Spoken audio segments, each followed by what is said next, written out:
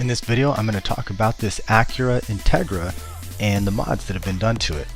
This is an old school Integra. This was actually a shop car for Andy's Auto Sport. And so it's from the 94 to 01 generation. And you can see here that it has a number of different modifications, and I'll just run through the different mods that it has. So you can see it has rims right here. These are Volk rims, and they have these red lug nuts on them. This is a VIS OEM style carbon fiber hood, so it's just like the factory hood except it's in carbon, and it's made by VIS Racing.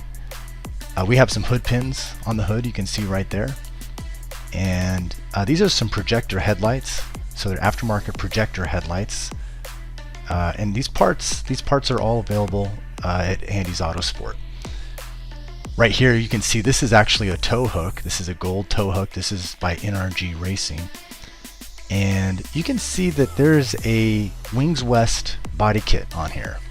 It's a lip kit. So this is this front fascia here. This is the front lip, and these are the side skirts here.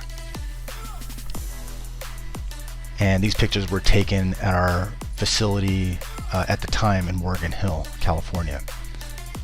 You can kind of get a glimpse here on the back. We have some blackout aftermarket taillights on the rear. This is just another angle. You can see the side. This is the interior, and we have some Cypher Auto aftermarket seats here. You can see the black leatherette. They have the red stitching, and then on this steering wheel, this is NRG Racing steering wheel, and it also has the red stitching with the black wheel.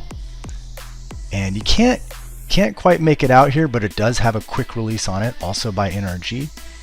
And down here you can see an aftermarket shift boot, also with the red stitching. And so it was pretty well coordinated there on the interior.